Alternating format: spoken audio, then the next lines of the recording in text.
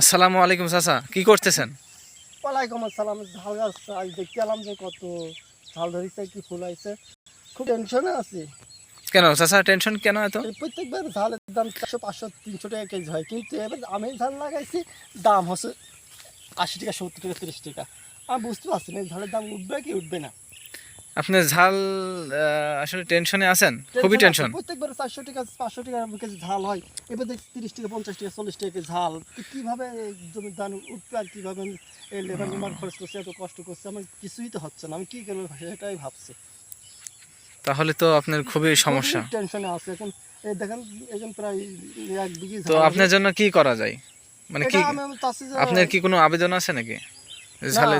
এটা আমি একটা টেনশনে আছি, কিন্তু তারপরে একটা মনে মনে ভাবছি কি জানেন, এই ঝালের দাম যে 400 টাকা কেজি হয়, লোকজন বলে কিরে 400 টাকা কেজি, এবং যারা কিনে খায় তারা চাচ্ছে যে আরও সস্তা হোক, আর আমি চাচ্ছি যে আরও দাম বাড়ুক। এবার যাবে এই কোনতে? কারণ আমি চাচ্ছি যে ঝালের দাম বাড়ুক, আর যারা কিনে খায় তারা চাচ্ছে ঝালের দাম কমুক। আপনি চাইছেন দুই কি, ধান আপনি এখন আপনি কি চাইছেন যে আমি ঝালের চাচ্ছি দাম যে কি স্বাভাবিক থাকুক আমি, নাকি?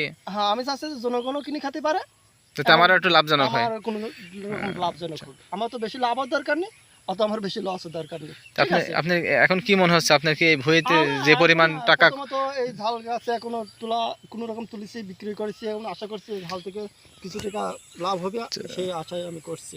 তো আপনার কি এখনো লাভ মানে লাভ পাননি এই ভুঁই থেকে হ্যাঁ, কোনো? এই ভুঁই থেকে এখনো লাভ পাইনি। আল্লাহর রহমতে যদি অশেষ রহমত হয় তাহলে হয়তো লাভ পাবো।